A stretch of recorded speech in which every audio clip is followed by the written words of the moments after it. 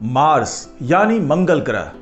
इस ग्रह पर एक बार फिर बहुत बड़ी हलचल होने के संकेत मिल रहे हैं, क्योंकि वैज्ञानिकों ने दावा किया है कि मंगल ग्रह की सतह के नीचे बहुत बड़ी हलचल चल रही है और उसके अंदर एक बहुत ही रहस्यमयी संरचना देखने को मिली है वैज्ञानिकों को। तो वैज्ञानिक इस संरचना को और बारीकी से जानना चाहते हैं, समझना चाहते हैं कि आखिरकार सतह के नीचे इतनी हलचल इस रहस्यमयी संरचना के कारण क्यों हो रही है। तो इसी पर पूरी जानकारी आपको इस वीडियो में मिलने वाली है, तो इस वीडियो को आखिर तक जरूर देखिएगा। नमस्कार, मैं हूं डॉक्टर सुरजीत सिंह और आप देख रहे हैं महानाम मिस्ट्री। अगर आपने अभी तक इस चैनल को सब्सक्राइब नहीं किया है तो सब्सक्राइब कर लीजिए, और अगर आपको ये वीडियो अच्छा लगे तो इसको लाइक कीजिए, शेयर कीजिए और कमेंट जरूर कीजिए। तो वैज्ञानिकों ने जिस रहस्यमयी संरचना की बात की है उसके बारे में उनका दावा है कि यह संरचना हो सकता है कि ज्वालामुखी का एक स्रोत हो। ज्वालामुखी जो बहुत बड़ी ज्वालामुखी एक है जो उसके अंदर दबी हुई है। वैज्ञानिकों का यह दावा है कि यह ज्वालामुखी अपने पूरे सौरमंडल का सबसे बड़ी ज्वालामुखी ये हो सकती है। तो आखिरकार ये ज्वालामुखी मंगल ग्रह की सतह के नीचे इतने बड़े पैमाने पर कैसे पनप रही है, और अगर इसमें विस्फोट होता है तो यह विस्फोट कब होगा और इसके विस्फोट का असर कितना होगा, क्या इसका असर हमारी पृथ्वी तक पहुंचेगा।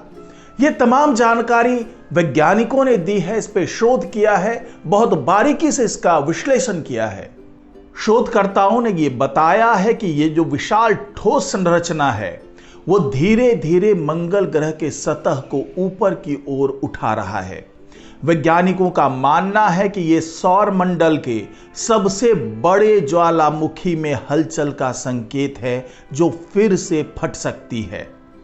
और सबसे बड़ी बात यह है कि ये जो विशाल संरचना है जिसके बारे में तमाम जो वैज्ञानिक हैं ये दावा कर रहे हैं और उसके पुख्ता साक्ष्य बता रहे हैं, तो ये जो विशाल संरचना है वो कहीं और नहीं बल्कि मंगल ग्रह पर कभी एक प्राचीन जो महासागर हुआ करता था उसी के आसपास में ये विशाल संरचना मौजूद है। साइंस अलर्ट मैगजीन में उन्होंने ये जो शोध प्रकाशित किया है वैज्ञानिकों ने, उसमें बहुत विस्तार से इस संरचना के बारे में बताया है। वैज्ञानिकों ने अंतरिक्ष मिशनों और एडवांस मॉडलिंग से मिले डाटा को मिलाकर यह खोज की है। दरअसल ये शोध मंगल ग्रह की सतह के नीचे जो भी चीज मौजूद है, कोई संरचना है या उसकी मिट्टी है, पत्थर है या जो भी चीज उसकी सतह के नीचे मौजूद है, उसको समझने के लिए यह शोध किया गया था। लेकिन इसी शोध के दौरान जब वैज्ञानिकों ने देखा कि एक विशाल संरचना उस जगह पर है जहां पे कभी महासागर हुआ करता था, तो उसको लेकर के वैज्ञानिकों की दिलचस्पी बढ़ी, और जब उसके डाटास को उन्होंने खंगालना शुरू किया, वहां से जो संकेत मिल रहे थे उनको जब खंगालना शुरू किया, तब जाकर के वो इस नतीजे पर पहुंचे कि इसके अंदरूनी भाग में एक विशाल संरचना है जो धीरे धीरे सतह की ओर बढ़ रहा है, और इसके कारण मंगल ग्रह का वो पूरा इलाका, वो जो पूरी सतह है, वो भी धीरे धीरे ऊपर की ओर उठ रही है। वैज्ञानिकों ने बताया कि ये सघन संरचनाएं मूल रूप से ज्वालामुखी हो सकती है या प्राचीन प्रभावों से संकुचित सामग्री हो सकती है।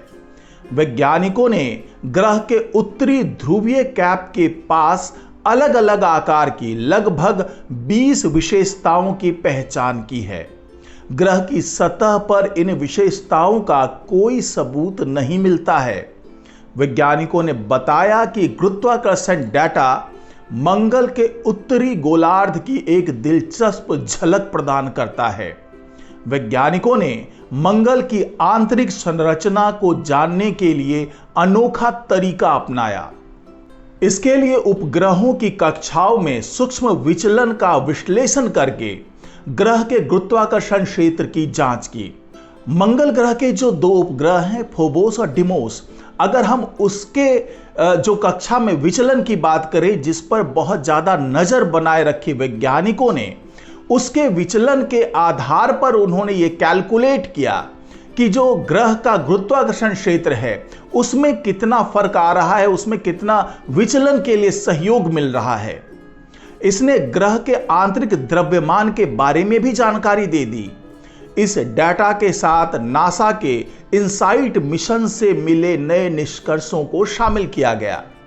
इसमें मंगल की प्रॉपर्टी की मोटाई और लचीलापन, ग्रह के मेंटल की गतिशीलता और गहरी अंदरूनी प्रक्रिया शामिल है। इस तमाम डाटा का विश्लेषण करने के बाद और इन संकेतों के बारे में जब गहन जांच पड़ताल की गई, उसके बाद जो अध्ययन किया वैज्ञानिकों ने, उसमें यह समझ में आया कि मंगल ग्रह पर मौजूद सौर मंडल के सबसे बड़े ज्वालामुखी ओलंपस मॉन्स के अंदर में क्या क्या हलचल हो रही है। इसी के आधार पर वैज्ञानिकों को इस ज्वालामुखी के अंदर के बारे में बहुत बारीक जानकारी मिली है। इस टीम ने लगभग 1750 किलोमीटर चौड़ी एक विशाल हल्की संरचना की खोज की है, जो सतह से 1100 किलोमीटर नीचे स्थित है। ये ज्वालामुखी के अंदरूनी हिस्से को ऊपर की ओर उभार रही है। ग्रह के आंतरिक भाग में अभी भी हलचल का अनुभव हो रहा है। हालांकि इस समय लाल ग्रह पर कोई सक्रिय ज्वालामुखी नहीं है, लेकिन शोध बताता है कि थॉरी क्षेत्र में अतीत में फिर से ज्वालामुखी उभरे हैं। इसका मतलब है कि मंगल ग्रह पर ज्वालामुखी पहले की तुलना में अधिक सक्रिय हो सकता है। अब यहां सवाल यह उठता है कि मंगल ग्रह पर अगर यह ज्वालामुखी सक्रिय हो जाए और जैसा कि दावा कर रहे वैज्ञानिक कि सौर मंडल का जो सबसे बड़ा ज्वालामुखी है वो भी सक्रिय होने की कगार पर है, तो अगर ऐसा हो जाता है तो हमारे पृथ्वी पर इसका क्या असर होगा। अगर सीधे तौर पर देखें तो कई बार ऐसा होता है कि मंगल ग्रह से चला हुआ कोई उल्का पिंड या वहां के पत्थर किसी न किसी तरीके से हमारी पृथ्वी तक भी पहुंच जाते हैं।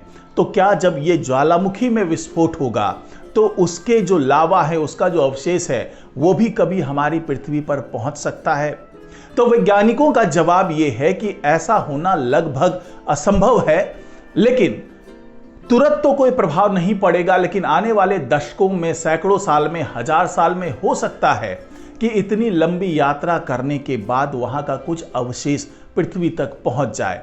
लेकिन यह कोई चिंता का विषय नहीं है, बल्कि वैज्ञानिक इससे ज्यादा खुश हो रहे हैं। खुश इसलिए हो रहे हैं क्योंकि जब यह ज्वालामुखी वहां फटेंगे तो एक तरीके से वहां पर टेराफॉर्मिंग होने की संभावना है।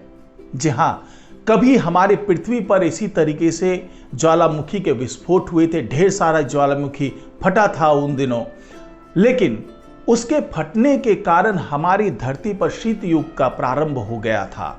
यानी एक तरीके से टेराफॉर्मिंग हो गई थी हमारी पृथ्वी पर उन दिनों की बात अगर कर ले तो वैज्ञानिकों को उम्मीद है कि जिस तरीके से वहां पर एक बार ये योजना बनी थी कि कई एटम बम का विस्फोट करा करके वहां पर टेराफॉर्मिंग कर दी जाए, जिससे आने वाले दिनों में वहां पर मानवों के रहने लायक बस्ती तैयार की जा सके। लेकिन अगर ये ज्वालामुखी वाकई में फटते हैं तो इस टेराफॉर्मिंग की शुरुआत हो सकती है। यहाँ के लोगों को, यानी जो पृथ्वी के लोग हैं, जो पृथ्वी के साइंटिस्ट हैं, उनको जाकर के वहां पर एटम बम्स फोड़ने नहीं पड़ेंगे, वहां पर जाकर के टेराफॉर्मिंग नहीं करनी पड़ेगी, बल्कि इन ज्वालामुखी विस्फोट से आंशिक तौर से टेराफॉर्मिंग हो जाने की उम्मीद है।